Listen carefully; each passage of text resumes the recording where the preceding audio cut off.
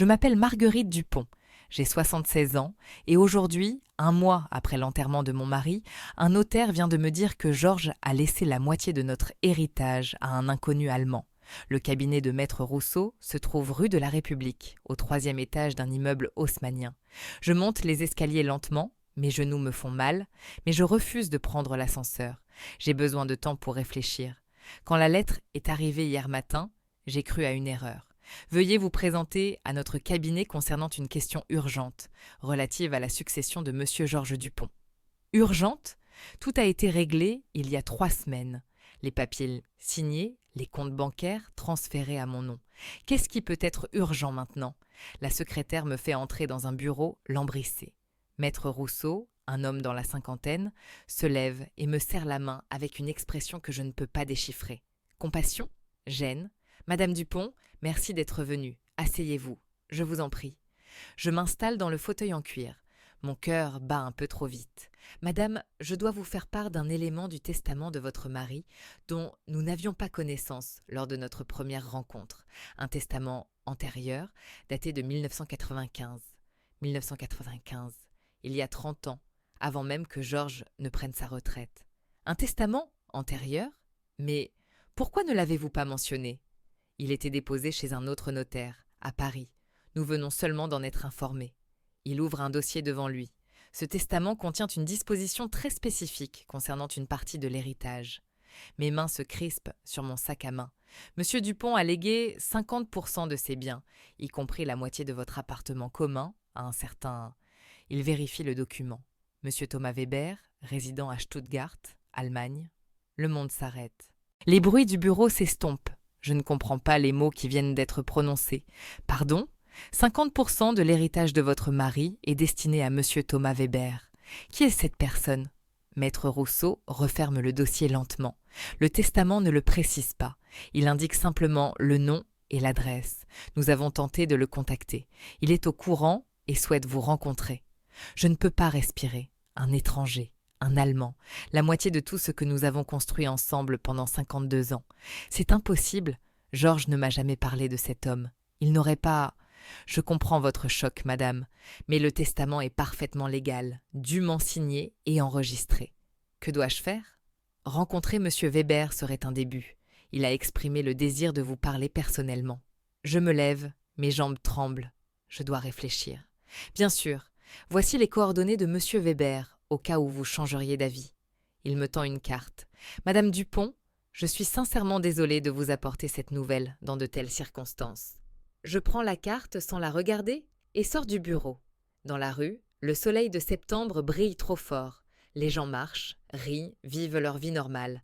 Moi, je viens d'apprendre que mon mari a donné la moitié de tout ce que nous possédions à un inconnu en Allemagne.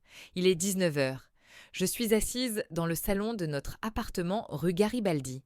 La carte du notaire posée sur la table basse. Thomas Weber. Un numéro de téléphone avec l'indicatif allemand. Une adresse à Stuttgart. Stuttgart. Ce mot résonne dans ma tête. Pourquoi me semble-t-il familier ? Je me lève et vais dans le bureau de Georges. Cette pièce, que j'ai toujours respectée comme son espace privé. Son piano trône près de la fenêtre, les partitions encore ouvertes sur le dernier morceau qu'il jouait. Chopin, Nocturne opus 9 no. 2. Je commence à fouiller dans ses tiroirs, délicatement d'abord, puis avec plus d'urgence. Factures, relevés bancaires, vieilles cartes postales, photos de famille, rien sur un Thomas Weber. Dans le tiroir du bas, je trouve une vieille boîte en métal. Je ne l'ai jamais remarquée auparavant. À l'intérieur, des photos en noir et blanc, jaunies par le temps. Mon cœur s'arrête. Georges, en uniforme militaire. Il est si jeune, 23 ou 24 ans peut-être. À côté de lui, une jeune femme blonde, mince, souriante. Ils sont devant un bâtiment en ruine. Je retourne la photo. Au dos, d'une écriture que je ne reconnais pas, Stuttgart, décembre 1948. Stuttgart, 1948, avant que je ne rencontre Georges. Quand il était dans l'armée, en Allemagne, pendant l'occupation. Il ne parlait jamais de cette époque. C'était la guerre, Marguerite, je préfère oublier. Je respectais son silence. Maintenant, je comprends que ce n'était pas seulement la guerre qu'il voulait oublier. Je regarde de nouveau la photo. La jeune femme est belle, fragile. Ils se tiennent proches l'un de l'autre, leurs épaules se touchent. Il y a quelque chose dans leur posture, dans la façon dont elle le regarde, qui me glace le sang. Cette femme aimait mon mari. Je fouille le reste de la boîte. D'autres photos. Georges et la blonde dans un café. Georges et la blonde devant un sapin de Noël. Georges et la blonde toujours ensemble. Puis, au fond de la boîte, une carte postale, en allemand. Je ne comprends pas tout, mais quelques mots ressortent. Mon cher Georges, Stuttgart, ne t'oublie pas, Helga. Helga. Mon mari avait une histoire avec une Allemande. Et maintenant, 30 ans après son testament, un homme allemand hérite de la moitié de nos biens. Je prends le téléphone. Mes mains tremblent en composant le numéro de Claude, notre fils. « Maman, tout va bien ?»« Claude, j'ai besoin que tu viennes. Tout de suite, toi et Sophie. »« Qu'est-ce qui se passe ? C'est à propos de ton père. J'ai découvert quelque chose. » 1 heure plus tard, Claude et Sophie sont assis dans le salon. J'ai posé les photos sur la table, la carte du notaire, tout. Claude, 50 ans, ingénieur, regarde les photos avec une expression incrédule. Papa avait une petite amie allemande ? Sophie, 48 ans, infirmière, prend la carte postale. Helga. Qui est Helga ? Je ne sais pas, mais regardez la date sur cette photo. Décembre 1948. Votre père était en Allemagne à cette époque. Et alors ? Claude repose la photo brusquement. Beaucoup de soldats du français avaient des relations avec des Allemandes après la guerre. Ce n'était pas illégal.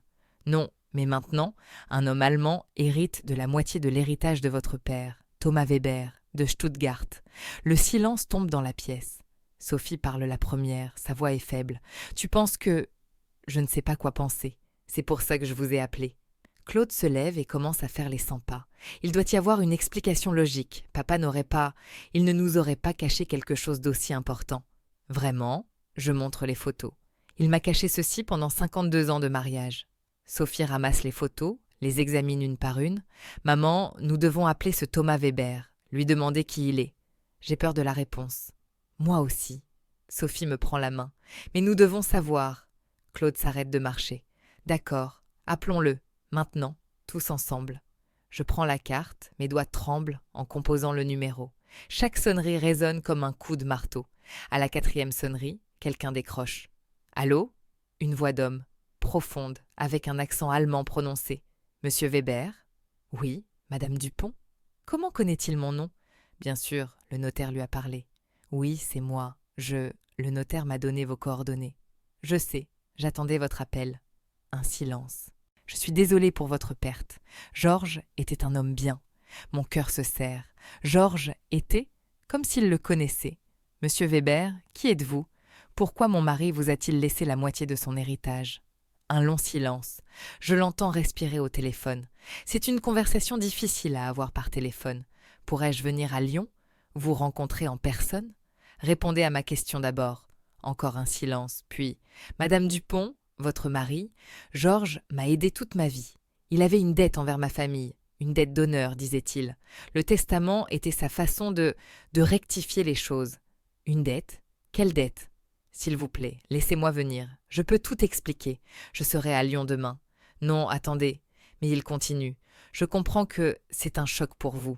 Croyez-moi, je n'ai jamais voulu causer de la peine à quiconque. Mais Georges voulait que je vous rencontre, que je vous explique. » Claude me fait signe, chuchotant. « Dis oui, nous devons savoir. »« D'accord, demain, mais mes enfants seront présents. »« Bien sûr, je comprends. Merci, Madame Dupont. À demain. » Il raccroche. Je reste immobile, le téléphone à la main. « Il connaissait papa, » murmure Sophie. « Il a dit que papa était un homme bien, au passé, comme s'ils se connaissaient. »« Une dette d'honneur, » répète Claude. « Qu'est-ce que ça veut dire ? » Nous restons assis dans le salon jusqu'à minuit, examinant les photos, cherchant des indices. Mais les photos ne parlent pas. Elles ne font que montrer un jeune Georges souriant, à côté d'une jeune Helga. Une jeune Helga qui, peut-être, a donné naissance à Thomas Weber. Le lendemain, 14 heures. Nous sommes dans un café, près de la gare de la Part-Dieu. J'ai choisi un lieu public, neutre. Je ne voulais pas le recevoir chez moi, dans l'appartement que j'ai partagé avec Georges. Claude est assis à ma droite, Sophie à ma gauche. Nous attendons. Je bois mon café froid, incapable d'avaler quoi que ce soit. « Le voilà », dit Claude. Un homme entre dans le café. Grand, élégant, la soixantaine, cheveux gris argentés, bien coiffé, costume sombre, chemise blanche. Il nous voit immédiatement et s'avance vers notre table. Et mon cœur s'arrête. Il ressemble à Georges. Pas exactement, mais les yeux, noisettes, la forme du visage, la fossette au menton, et les mains. Mon Dieu, les mains. De longues mains fines, aux doigts déliés.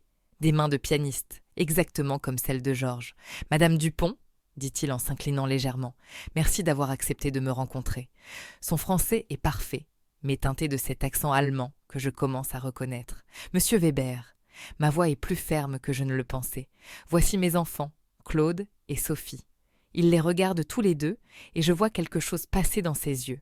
De la tristesse, de la nostalgie. Enchanté. Il s'assoit en face de nous. Je sais que cette situation est inconfortable pour vous, pour moi aussi, croyez-moi. Alors expliquez-nous, dit Claude sèchement. Qui êtes-vous ? Thomas Weber pose ses mains sur la table, ses mains qui ressemblent tant à celles de Georges. Je suis né à Stuttgart le 15 janvier 1949. Ma mère s'appelait Helga Weber. Elle travaillait comme traductrice pour le commandement français après la guerre. Nous avons vu les photos, je dis. Mon mari et votre mère, ensemble. Il hoche la tête. Oui, ils se sont connus en 1948. Ils étaient amants, dit Sophie doucement. Oui, pendant quelques mois, puis Georges est parti. Il est rentré en France en janvier 1949, le mois de sa naissance. Et vous ? Demande Claude, sa voix tendue. Où étiez-vous dans tout ça ? Thomas Weber nous regarde tous les trois. Ses yeux sont humides. J'étais dans le ventre de ma mère quand Georges est parti. Le café autour de nous disparaît. Les bruits, les gens, tout s'estompe. Je ne vois que cet homme, assis devant moi, avec les yeux de Georges, les mains de Georges. Non, murmure Claude. Non, non, non. Sophie met sa main sur sa bouche, les larmes coulent sur ses joues. Thomas continue. Sa voix est calme, mais émotionnelle. Ma mère a découvert qu'elle était enceinte en décembre 1948. Elle l'a dit à Georges. Il était pétrifié. Son commandant l'a convoqué. Un officier français ne pouvait pas épouser une Allemande à cette époque. Le scandale aurait été énorme. Donc il est parti, je dis. Ma voix ne semble pas m'appartenir. Oui, il a laissé une lettre à ma mère et un peu d'argent. Puis il est rentré en France. Et vous a abandonné, dit Claude amèrement. Il ne savait pas si j'étais un garçon ou une fille. Il ne savait même pas si ma mère survivrait à l'accouchement. Les conditions en Allemagne étaient terribles en 1949. Mais il vous a laissé de l'argent dans son testament, je dis. Donc il savait. Il savait que vous existiez. Thomas hoche la tête lentement. En 1956, ma mère lui a écrit pour lui dire que j'étais né, qu'elle m'avait appelé Thomas, qu'elle avait mis son nom sur mon certificat de naissance. 1956. Je répète, 1 an après notre mariage. Je ne savais pas, Madame Dupont, je vous le jure. Ma mère ne m'a dit qui était mon père que bien plus tard. Sophie parle enfin, sa voix brisée. Donc notre père avait un autre fils, tout ce temps. Je suis désolé, dit Thomas. Je n'ai jamais voulu. Je ne suis pas venu réclamer quoi que ce soit. Mais vous êtes dans le testament. Claude frappe la table du poing. 50%. Vous prenez la moitié de l'héritage de ma mère. Je ne veux pas l'argent. Thomas sort une enveloppe de sa veste. Voilà pourquoi je suis venu, pour refuser l'héritage. Il pose l'enveloppe sur la table, un document légal, déjà signé, renonçant à tous les droits sur l'héritage de Georges Dupont. Nous le fixons tous, sous le choc. Vous refusez ? Demande Sophie. Oui, Georges voulait me laisser cet argent, je pense, par culpabilité. Mais je ne peux pas l'accepter, pas quand je vois la douleur que ça vous cause. Alors pourquoi êtes-vous venu ? Je demande. Si vous ne voulez pas l'argent, pourquoi venir du tout ? Thomas nous regarde, ses yeux noisettes si semblables à ceux de Georges, parce que Georges m'a fait promettre. S'il mourait avant de vous le dire lui-même, je devais venir, vous dire la vérité. Sur lui, sur moi, sur nous. Il ne l'a jamais fait, je murmure, 52 ans, et il ne m'a jamais rien dit. Il avait peur, peur de vous perdre, peur de détruire votre famille. Alors il a préféré nous mentir, dit Claude avec amertume. Il a essayé de faire ce qu'il pensait être juste. Peut-être qu'il s'est trompé, mais il nous a aimés tous, vous, Madame Dupont, vous, Claude et Sophie, et moi aussi, à sa manière. Vous a-t-il aimé ? Je demande. Vous a-t-il vu grandir ? Thomas baisse les yeux. Ma mère m'a dit la vérité quand j'avais 18 ans. J'étais furieux. J'ai écrit à Georges. Il m'a répondu. Et puis, il est venu à Stuttgart. Quand ? demande Sophie. En 1967, j'avais 18 ans. Il est venu me voir. Nous avons parlé. Il m'a expliqué pourquoi il était parti. Pourquoi il ne pouvait pas être mon père publiquement. Et vous avez accepté ça? Claude est incrédule. Qu'aurais-je pu faire? Le forcer à m'aimer? Non, mais nous avons trouvé un arrangement. Quel arrangement? Thomas hésite. Nous nous sommes rencontrés, régulièrement, pendant des années. Mon sang se glace. Quand? À quelle fréquence? Tous les jeudis. Les jeudis. Les jeudis où Georges sortait, se promenait. Les jeudis où il revenait tard, sentant le café et parfois l'alcool. Les jeudis que j'avais toujours considérés comme ces moments de liberté personnelle. Où? Ma voix est à peine un murmure. Au bar Le Cygne Noir, rue Mercière. Je connais ce bar. J'y suis même passé des dizaines de fois, sans jamais savoir. Pendant combien de temps? Depuis 1985. 40 ans. 40 ans. Chaque jeudi pendant 40 ans, mon mari retrouvait son fils secret dans un bar à 10 minutes de chez nous. Et je ne savais rien. Claude se lève brusquement. Je ne peux pas écouter ça. Claude, appelle Sophie. Mais il est déjà parti. Sophie se tourne vers Thomas. Qu'est-ce que vous faisiez pendant ces jeudis? Nous parlions de musique, de sa vie, de la mienne. Parfois, il apportait des partitions. Nous discutions de piano. Il était fier de vous, vous savez, de Claude l'ingénieur, de Sophie l'infirmière. Il parlait toujours de vous. Mais pas assez fier pour nous présenter son autre fils, dit Sophie amèrement. Thomas ne répond pas. Que peut-il dire? Je regarde cet homme, ce Thomas Weber qui porte les traits de mon mari. Je devrais le détester, je devrais être furieuse, mais tout ce que je ressens, c'est une immense fatigue. Vous étiez là, aux funérailles? Je demande. Oui, au fond de l'église. Je ne voulais pas m'imposer. Votre mère? Elle est morte il y a 5 ans. Georges le savait? Oui, il est venu à l'enterrement. Discrètement, bien sûr. Mon mari était à l'enterrement de la mère de son fils secret. Et moi, je ne savais rien. Qu'est-ce que je dois faire maintenant? Je demande à personne en particulier. Thomas se lève. Madame Dupont, je vais partir maintenant. Gardez ce document. L'héritage est à vous. Mais si un jour, si vous voulez parler, savoir plus de choses sur les jeudis, sur Georges, tel que je le connaissais, il sort une carte. Voici mon numéro. Attendez. Sophie arrête son geste. Vous êtes mariée? Vous avez des enfants? Oui, ma femme s'appelle Anna. Nous avons 2 enfants. Léna, 24 ans, et Paul, 22 ans. Des petits-enfants. Georges avait d'autres petits-enfants, que nous ne connaîtrons jamais. Thomas s'en va. Sophie et moi restons assises dans le café, entourées des ruines de notre vie telle que nous la connaissions. « Maman, dit enfin Sophie, qu'est-ce qu'on fait? Je ne sais pas, ma chérie, je ne sais vraiment pas. Cette nuit-là, je ne dors pas. Je reste assise dans le bureau de Georges, la boîte de photos devant moi. Je regarde le jeune homme en uniforme, souriant, à côté de la blonde Helga. Qui étais-tu, Georges? Celui que j'ai épousé? Ou celui qui a fui ses responsabilités en Allemagne? Mon téléphone vibre. Un message de Claude. Désolé d'être parti, je ne peux pas gérer ça. Papa était un menteur. Un autre message de Sophie. Tu vas bien? Je peux venir si tu veux. Je ne réponds pas, je ne sais pas quoi dire. À 3 heures du matin, je prends une décision. J'enfile mon manteau et sors dans la nuit froide de Lyon.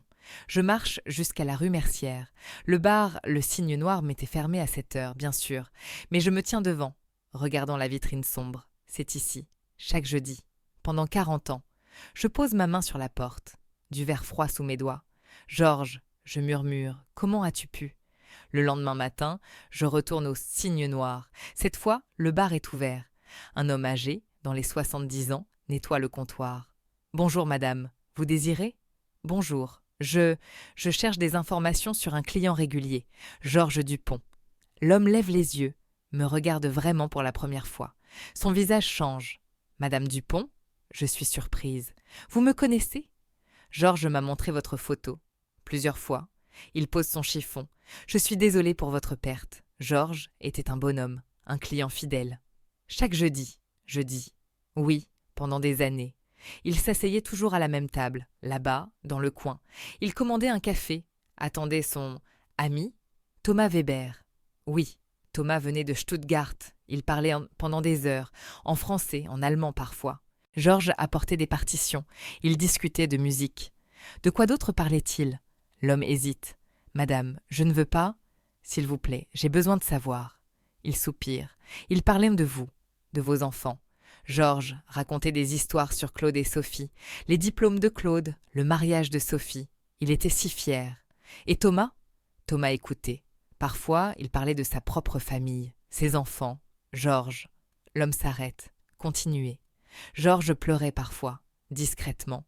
Il disait qu'il aurait voulu que les choses soient différentes, qu'il aurait voulu être un vrai père pour Thomas. Les larmes coulent sur mes joues, maintenant. Il a laissé quelque chose ici, dit soudain l'homme, il y a quelques mois, avant de tomber malade. Il m'a dit, si je meurs, et si ma femme vient ici, donne-lui ceci. Il disparaît dans l'arrière-salle et revient avec une petite boîte en bois. Il a payé pour que je la garde en sécurité. Je prends la boîte, mes mains tremblent. À l'intérieur, un carnet en cuir usé. Qu'est-ce que c'est? Je ne sais pas, je ne l'ai jamais ouvert, c'était pour vous. Je m'assois à la table du coin, la table de Georges. J'ouvre le carnet. La première page, journal des jeudis, 1985-2025. Mon cœur bat si fort que j'ai du mal à respirer. Je commence à lire. 15 janvier 1985. Aujourd'hui, pour la première fois, j'ai rencontré mon fils. Thomas a 36 ans. Il est professeur de musique, comme moi. Il joue du piano, comme moi. Il a mes mains, mes yeux. Quand il m'a serré la main, j'ai senti que je serrais la main de mon propre reflet. Nous avons parlé pendant 3 heures. Il est en colère, bien sûr. Il a le droit. Je l'ai abandonné. Mais il est venu quand même. Il veut savoir qui je suis, qui nous sommes. J'ai proposé qu'on se revoie, tous les jeudis. Notre jour, il a accepté. Marguerite pense que je vais me promener. Je ne peux pas lui dire la vérité. Pas maintenant. Peut-être jamais. Je tourne les pages. 40 ans de jeudi, 40 ans de rencontres secrètes. 3 mars 1988. Thomas s'est marié le mois dernier. Anna est une femme charmante. Il m'a montré des photos. J'aurais voulu être là, marcher avec lui vers l'hôtel. Mais je suis un fantôme dans sa vie. Un père qui n'existe pas officiellement. 22 septembre 1990. Claude a eu son diplôme d'ingénieur aujourd'hui. Je suis si fière. Marguerite a pleuré de joie. Moi aussi, mais pour des raisons différentes. J'ai pensé à Thomas, qui n'aura jamais ce moment avec moi. 15 juin 2001, Thomas est devenu père. Une petite fille, Léna. Il m'a montré une photo. Ma petite fille. Une petite fille que je ne verrai jamais grandir. Mon cœur se brise. 7 novembre 2015. Aujourd'hui, Thomas m'a dit « Papa ». Pour la première fois.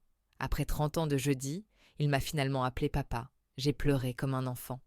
18 mars 2023. Le médecin m'a annoncé que mon cœur est faible. Je n'ai peut-être plus beaucoup de temps. Je dois dire la vérité à Marguerite. Je dois. Mais comment? Comment lui dire que j'ai menti pendant 52 ans? 12 août 2024. J'ai rédigé un testament. J'ai laissé la moitié de tout à Thomas. Ce n'est pas assez. Ça ne rachètera jamais toutes ces années perdues. Mais c'est tout ce que je peux faire. J'ai demandé à Thomas de venir voir Marguerite après ma mort, de tout lui expliquer. Il a accepté, même si ça le terrifie. Marguerite, si tu lis ceci un jour, pardonne-moi. J'ai aimé 2 femmes dans ma vie. Elga, dans le chaos de l'après-guerre. Toi, dans la paix et la stabilité. Mon amour pour toi n'a jamais été un mensonge. Mais mon silence l'était. Je suis un lâche. Je l'ai toujours été. La dernière entrée est datée du 2 janvier 2025, 3 semaines avant sa mort. Dernier jeudi. Je suis trop faible pour marcher jusqu'au cygne noir.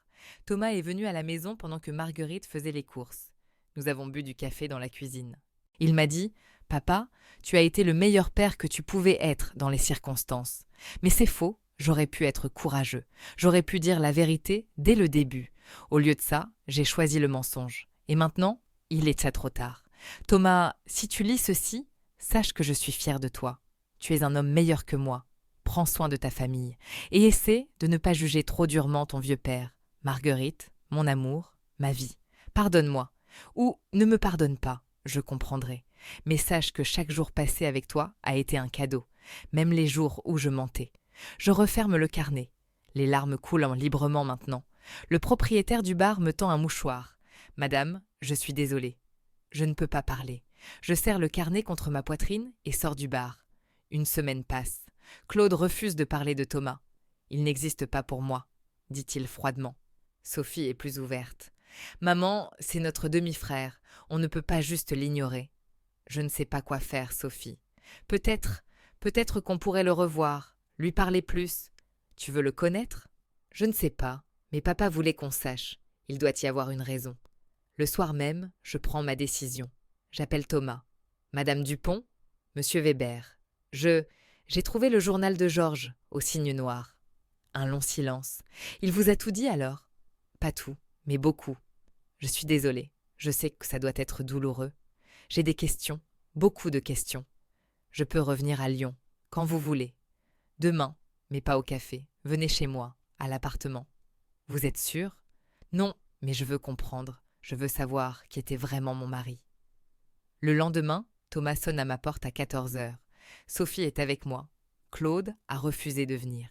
Thomas entre dans l'appartement lentement, regardant autour de lui comme s'il entrait dans un musée. « C'est ici que papa vivait », murmure-t-il. « C'est ici que nous vivions. » Je corrige. Il hoche la tête. « Bien sûr, pardon. » Nous nous asseyons dans le salon. J'ai préparé du café, du thé, des biscuits, comme si c'était une visite normale. J'ai lu le journal. Je commence. Les 40 ans de jeudi. Oui, papa écrivait après chaque rencontre. Il disait que c'était sa façon de se souvenir, de ne pas oublier les moments que nous partagions. Parlez-moi de lui, de l'homme qu'il était avec vous. Thomas réfléchit longtemps avant de répondre. Il était présent, vraiment présent. Quand nous étions ensemble, il ne pensait à rien d'autre qu'à ces quelques heures. Il posait des questions sur ma vie, mon travail, mes enfants. Il écoutait vraiment. Il faisait la même chose avec nous, dit Sophie doucement. Je sais, il parlait toujours de vous, avec tant d'amour, de fierté. Parfois, je le voyais lutter. Il voulait tout me dire sur vous, mais il savait que chaque détail me rappelait ce que je n'avais pas. Une vraie famille avec lui. Vous étiez jaloux? Je demande. Au début, oui, terriblement. Vous aviez papa tous les jours. Moi, j'avais 3 heures par semaine. Mais avec le temps, j'ai compris. Papa faisait de son mieux dans une situation impossible. Une situation qu'il a créée, je dis amèrement. Oui, mais aussi une situation créée par son époque, par la guerre, par les règles sociales. En 1949, un officier français ne pouvait pas épouser une Allemande, c'était impensable. Il aurait pu démissionner. Il l'a fait. Il a quitté l'armée en 1950. Mais c'était trop tard. Ma mère avait refait sa vie et lui avait rencontré quelqu'un, vous. Sophie intervient. Est-ce que papa parlait de sa relation avec votre mère? Thomas sourit tristement. Oui, il disait que ma mère était son premier amour, l'amour de jeunesse, impétueux, dans le chaos de l'après-guerre. Mais vous, Madame Dupont, vous étiez son ancre, sa stabilité, son vrai foyer. Alors pourquoi mentir? Si je suis son ancre, pourquoi ne pas me dire la vérité? Parce qu'il avait peur de vous perdre. Il disait toujours, si Marguerite apprend la vérité, elle ne me regardera plus jamais de la même façon. Il avait raison. Je ne le regarde plus de la même façon. Je ne peux plus. Thomas sort une enveloppe de sa poche. Papa m'a donné ceci il y a 2 ans. Il m'a dit de vous la remettre si vous vouliez savoir plus. Je prends l'enveloppe. À l'intérieur des photos. Thomas bébé dans les bras d'Elga.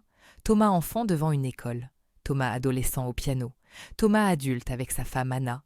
Puis avec ses enfants. Et dans chaque photo, une note au dos, de l'écriture de Georges. Mon fils a 6 mois. Je ne l'ai jamais vu à cet âge. Thomas a 10 ans ici. Sa mère dit qu'il joue du piano merveilleusement. Premier concert de Thomas. J'aurais voulu être là. Le mariage de mon fils. Je regarde cette photo et je pleure. 40 ans de moments manqués. 40 ans de regrets.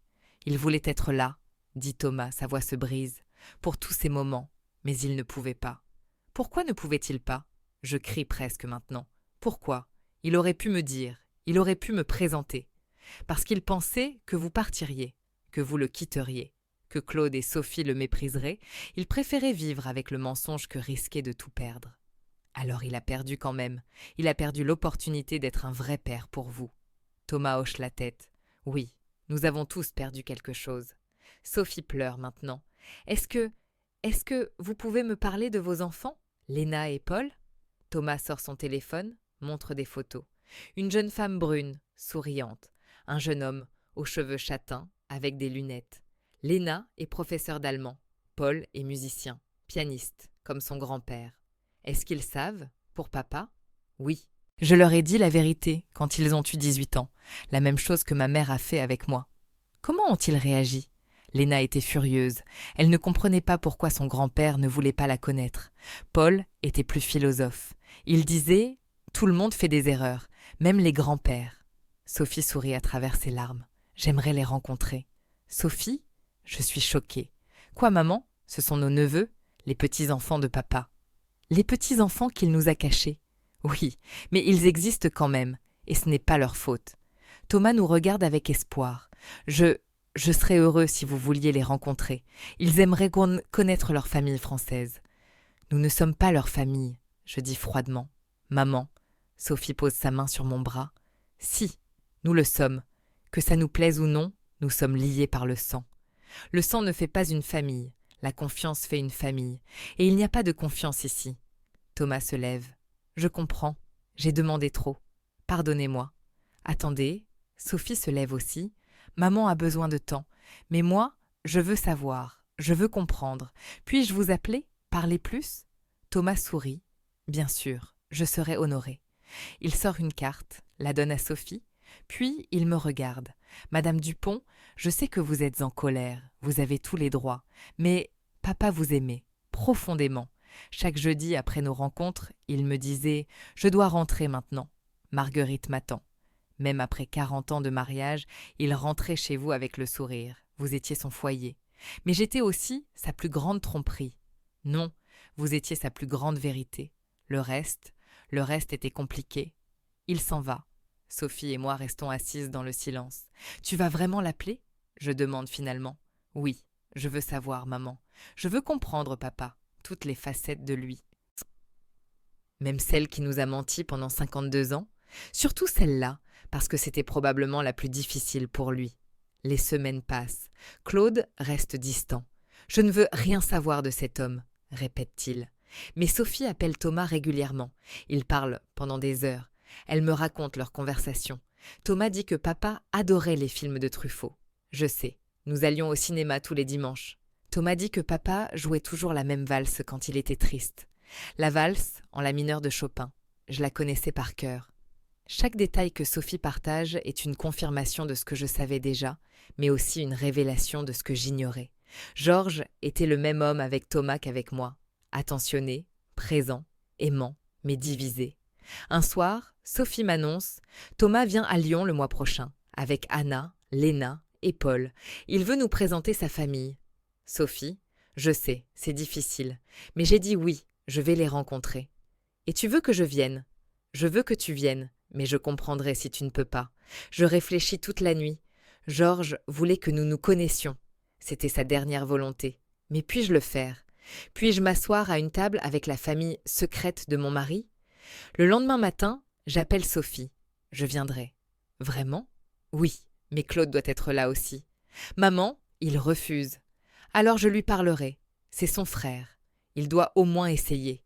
Convaincre Claude prend 2 semaines. Des conversations difficiles, des cris, des larmes. Finalement, il accepte. Une fois, je ferai ça une fois. Pour toi, maman. Pas pour lui. Pas pour papa. Pour toi. 1 mois plus tard, nous sommes dans un restaurant sur les quais de la Saône. Un lieu neutre, public. Thomas arrive avec sa famille. Anna, une femme dans la cinquantaine, élégante et chaleureuse. Léna, 24 ans, avec les yeux noisettes de Georges. Paul, 22 ans, les mêmes mains de pianiste. Nous nous asseyons tous autour d'une grande table. Le silence est pesant. C'est Léna qui parle la première. Son français est parfait, sans accent. « Madame Dupont, je suis Léna. Je suis désolée que nous nous rencontrions dans ces circonstances. »« Bonjour Léna. » Elle regarde Sophie. « Vous êtes Sophie? Papa m'a beaucoup parlé de vous. » Sophie sourit faiblement. « Vraiment? » ?»« Oui, il disait que vous êtes infirmière, que vous avez toujours voulu aider les gens. »« Georges te parlait de nous ?» demande Claude, sa voix tendue. « Grand-père, » corrige Thomas. « Oui, il parlait toujours de sa famille, de ses enfants, de ses petits-enfants. Mais nous ne savions pas que tu existais, » dit Claude amèrement. « Je sais, et je suis désolée. » Paul intervient. « Je comprends que c'est difficile, pour vous, pour nous aussi. Grand-père Georges a été comme un fantôme dans nos vies. Présent, mais invisible. Comment peux-tu l'appeler grand-père » demande Claude. « Il ne t'a jamais reconnu ?»« Il m'a reconnu, » dit Paul calmement. « Pas légalement, pas publiquement, mais dans son cœur. Il venait à Stuttgart 2 fois par an. Il écoutait mes concerts. Il m'a offert mon premier piano. Je reste figée. Il allait en Allemagne ? Thomas hoche la tête. Une fois en janvier, pour mon anniversaire, une fois en été. Il disait à Madame Dupont qu'il visitait des amis de l'armée. Les voyages que je n'ai jamais remis en question. Georges partait 3 ou 4 jours, 1 ou 2 fois par an, pour voir de vieux camarades, disait-il. Je le croyais, j'ai toujours cru. Anna parle pour la première fois. Madame Dupont, je sais que c'est un choc, pour moi aussi, au début. Quand Thomas m'a dit qui était son père, j'étais confuse. Comment pouvais-je aimer un homme dont le père menait une double vie? Et comment avez-vous fait? J'ai compris que Georges aimait vraiment Thomas. Ce n'était pas un mensonge. Il ne pouvait pas être un père à temps plein, mais il était présent quand il le pouvait. Thomas a grandi en sachant qu'il avait un père qui l'aimait, même de loin. Mais nous, je dis, nous avons grandi en croyant que notre père était honnête. Léna parle doucement. Peut-être que l'honnêteté n'est pas toujours simple. Grand-père essayait de protéger tout le monde. En mentant à tout le monde, ajoute Claude. Oui, admet Thomas. Il mentait, et ça le rongeait. Chaque jeudi, je voyais la culpabilité dans ses yeux. Il voulait tout dire, mais il avait trop peur. Le dîner continue dans un silence inconfortable. Nous mangeons mécaniquement. Les conversations sont forcées, polies, superficielles. Puis Paul sort son téléphone. Je voudrais vous montrer quelque chose. Grand-père m'a envoyé ceci 3 semaines avant de mourir. Il pose le téléphone sur la table. Une vidéo. Georges, assis au piano dans notre salon, joue une pièce que je ne reconnais pas. C'est la valse de Marguerite, dit Paul. Grand-père l'a composée il y a 40 ans. Pour vous, Madame Dupont. Je regarde l'écran. Georges joue. Ses doigts dansent sur les touches. La mélodie est belle, mélancolique, pleine d'amour et de regret. Puis il parle, sa voix faible. Marguerite, mon amour, si tu regardes ceci, c'est que Thomas te l'a montré. C'est que tu sais, maintenant. Je suis désolée. Je suis tellement désolée. J'ai composé cette valse pour toi quand Claude est né.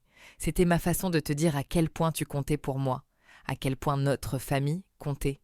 Il s'arrête de jouer, pose ses mains sur ses genoux. J'ai fait tellement d'erreurs. J'ai menti, j'ai caché. Mais mon amour pour toi n'a jamais été un mensonge. Thomas, Claude, Sophie, vous êtes de tous mes enfants. Léna, Paul, vous êtes mes petits-enfants. J'aurais voulu vous réunir tous, faire de vous une famille, mais j'ai été un lâche. Les larmes coulent sur ses joues maintenant. Marguerite, pardonne-moi. Ou ne me pardonne pas, je comprendrai. Mais sache que chaque jour avec toi a été un cadeau, même les jours où je portais le poids de mes secrets. Je t'aime. Je t'ai toujours aimé. La vidéo se termine. Nous sommes tous en larmes maintenant, même Claude. Sophie prend ma main. Maman, je ne peux pas parler. Je regarde Thomas, Anna, Léna, Paul, la famille secrète de Georges, une famille qui l'aimait, une famille qui souffrait aussi. Il vous aimait, je dis finalement. Je le vois maintenant. Il vous aimait vraiment. Thomas hoche la tête, les larmes coulent sur son visage. Et il vous aimait aussi. Vous n'étiez pas un mensonge. Vous étiez la vérité. Nous étions le secret. Claude parle, sa voix brisée. Je ne sais pas comment me sentir. Je suis en colère contre papa. Mais je vois que tu as souffert aussi. Oui, dit Thomas. Nous avons tous souffert de sa peur, de son silence. Léna regarde Sophie. Est-ce que vous accepteriez de me revoir, en dehors de cette situation si formelle? Sophie sourit à travers ses larmes. Oui, j'aimerais te connaître ma nièce. Et toi? Paul regarde Claude. Tu joues d'un instrument? Claude secoue la tête. Non, papa a essayé de m'apprendre le piano. Je n'avais pas la patience. Moi non plus au début, dit Paul. Mais grand-père, il avait cette façon de rendre la musique vivante. Claude le regarde, vraiment le regarde pour la première fois. Comment était-il? Avec toi? Patient, attentif, un peu triste, toujours, comme s'il portait un fardeau invisible. C'était papa, murmure Sophie. Il avait toujours cette mélancolie. Je pensais que c'était juste sa personnalité. C'était sa culpabilité, je dis, le poids de ses secrets. Nous restons assis longtemps après le dîner, parlant, pleurant, partageant des histoires sur Georges, découvrant que nous avons tous aimé le même homme, même si nous le connaissions différemment. Quand nous nous séparons, tard dans la soirée, quelque chose a changé. Nous ne sommes pas encore une famille, mais nous ne sommes plus des étrangers non plus. 3 mois passent. Sophie et Léna deviennent amies. Elles s'appellent, s'envoient des messages, partagent des photos. Claude accepte de rencontrer Paul pour un café. Ils parlent de musique, de Georges, de la complexité d'être les fils d'un homme brisé.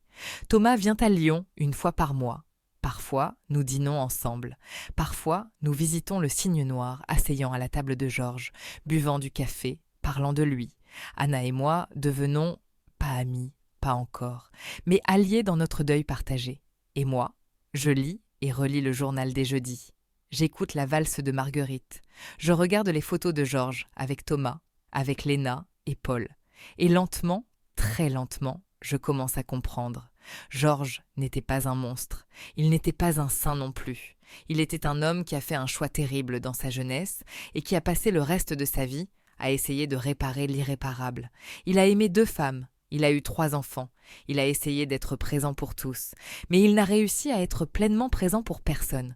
Et maintenant, nous, sa famille divisée, essayons de reconstruire ce qu'il n'a jamais osé construire de son vivant. 6 mois après la révélation, Thomas m'appelle. Marguerite, il dit, il m'appelle Marguerite maintenant, pas Madame Dupont. J'aimerais vous inviter en Allemagne, vous et vos enfants. Il y a quelque chose que je veux vous montrer. Quoi ? La maison où papa et ma mère se sont rencontrés. Elle est toujours là. Et le cimetière où ma mère est enterrée. Papa lui rendait visite à chaque fois qu'il venait. Je pense que vous devriez la connaître, même maintenant. Je réfléchis longtemps. Puis je réponds, d'accord, nous viendrons. 1 mois plus tard, nous sommes à Stuttgart. Claude, Sophie et moi. Thomas nous accueille à la gare. Il nous conduit à travers la ville reconstruite. C'était en ruine en 1948, explique-t-il. Tout a été détruit pendant la guerre. Nous nous arrêtons devant un bâtiment ancien, miraculeusement intact. C'est ici que maman travaillait, le commandement français. C'est ici qu'elle a rencontré papa. Nous entrons. C'est maintenant un musée.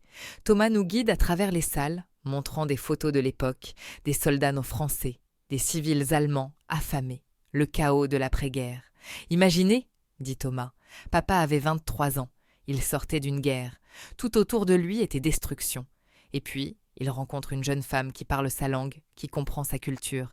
Il est tombé amoureux, dit Sophie doucement. Oui, et elle aussi. Nous quittons le musée et nous dirigeons vers le cimetière.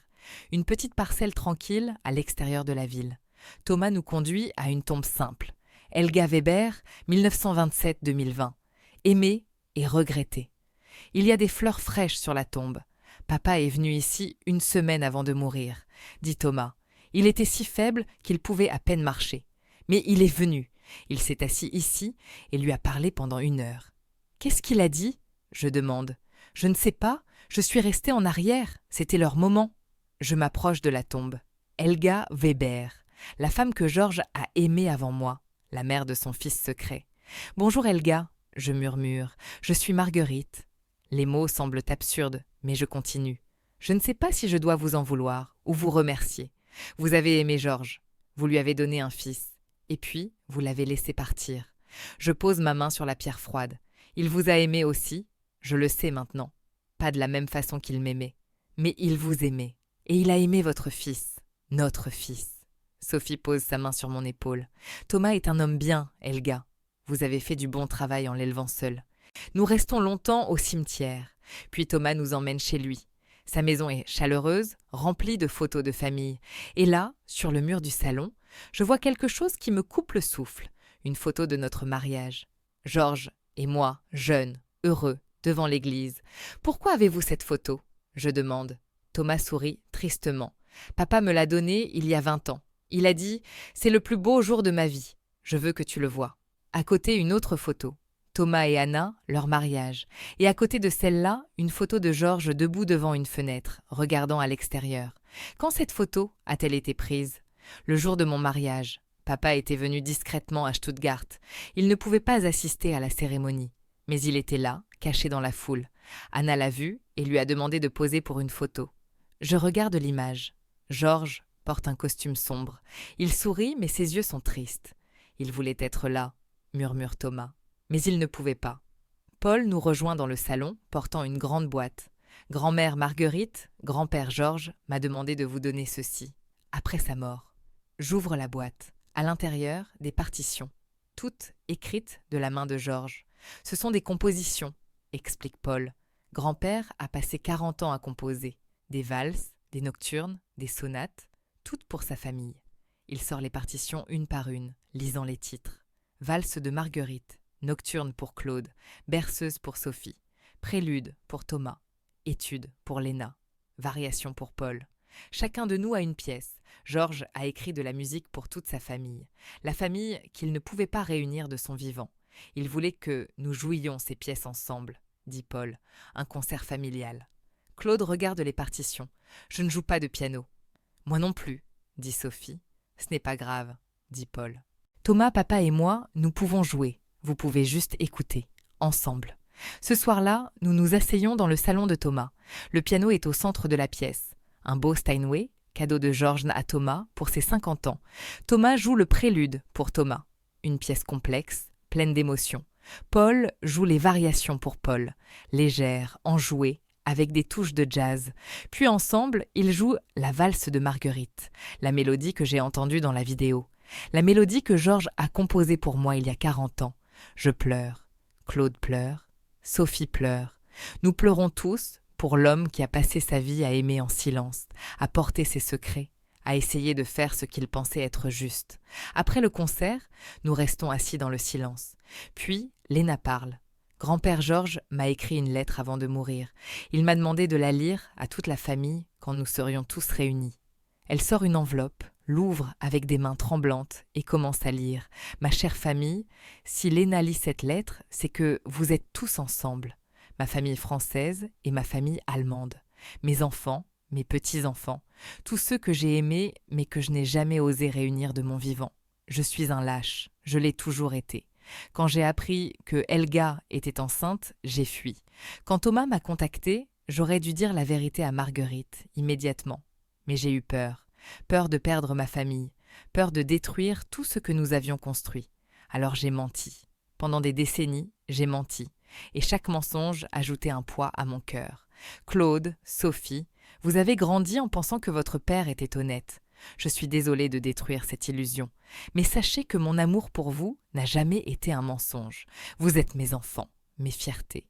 Thomas, tu as grandi en sachant que ton père était un fantôme. Je suis désolée de ne pas avoir eu le courage d'être plus. Mais chaque jeudi passé avec toi était un cadeau. Tu es mon fils, mon égal. Léna, Paul, je n'ai jamais pu être un vrai grand-père pour vous. Mais sachez que je pensais à vous chaque jour. Vos photos sont dans mon portefeuille. Vos réussites réchauffent dans mon cœur. Marguerite, mon amour, ma vie. Tu as découvert mon plus grand secret et je ne suis plus là pour m'expliquer. Je suis un lâche jusqu'au bout. Mais je veux que tu saches, tu as été le centre de ma vie. Chaque jour avec toi a été une bénédiction. Thomas n'était pas une trahison envers toi. Il était une complication de mon passé que je n'ai jamais su résoudre. J'ai aimé 2 femmes dans ma vie. Helga dans le chaos, toi dans la paix. Mon amour pour l'une n'a pas diminué mon amour pour l'autre. Maintenant, je vous demande quelque chose que je n'ai jamais osé faire de mon vivant. Soyez une famille, pas pour moi. Je ne mérite pas cet honneur, mais pour vous. Parce que vous partagez mon sang, mon amour de la musique, et maintenant, vous partagez ma mémoire. Soyez la famille que je n'ai pas eu le courage de créer. Avec tout mon amour et tous mes regrets, Georges. Le silence dans la pièce est total. Puis Claude se lève, s'approche de Thomas et lui tend la main. Tu es mon frère. Thomas prend la main, puis tire Claude dans une étreinte. Tu es mon frère. Sophie nous rejoint, puis Léna, puis Paul, puis Anna, puis moi. Nous nous tenons ensemble, cette famille étrange et brisée, réunie par l'amour et les secrets d'un homme qui n'est plus là. 1 an plus tard, nous organisons un concert, au Conservatoire de Lyon. Les compositions de Georges Dupont. Thomas, Paul et plusieurs autres pianistes jouent dans ces pièces. Le nocturne pour Claude, la berceuse pour Sophie, le prélude pour Thomas. La salle est pleine, amis, famille, anciens élèves de Georges. Et sur scène, avant que la musique ne commence, je prends le microphone. Bonsoir à tous, je suis Marguerite Dupont, la veuve de Georges. Beaucoup d'entre vous connaissaient mon mari comme professeur de musique. Certains le connaissaient comme ami, quelques-uns le connaissaient comme père. Je regarde Claude et Sophie dans le public, puis Thomas, Anna, Léna et Paul. Ce que vous ne saviez peut-être pas, c'est que Georges menait une vie compliquée. Il avait des secrets, des regrets, des amours qu'il ne pouvait pas réconcilier. La salle est silencieuse. Mais ce qu'il avait surtout, c'était de la musique. La musique était sa façon de dire les choses qu'il ne pouvait pas dire avec des mots. Son amour, ses excuses, ses espoirs. Ce soir, nous jouons sa musique, toute sa musique. pour toute sa famille, parce que finalement, nous avons compris ce qu'il essayait de nous dire. L'amour n'est pas toujours simple. Les familles ne sont pas toujours conventionnelles, mais nous sommes tous liés par quelque chose de plus fort que le sang.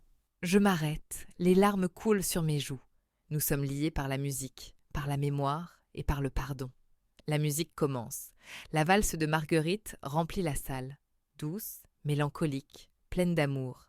Je ferme les yeux et j'imagine Georges au piano, jouant cette valse pour moi, comme il l'a fait tant de fois dans notre salon. Georges, je murmure, j'ai fait ce que tu as demandé. Nous sommes une famille, maintenant. Ta famille, étrange, brisée, mais réelle. Je ne sais pas si je t'ai pardonné, mais je t'ai compris. Et peut-être que c'est suffisant. La musique continue, et pour la première fois depuis sa mort, je souris, parce que Georges avait raison. Nous sommes une famille, et la musique, comme toujours, nous unit.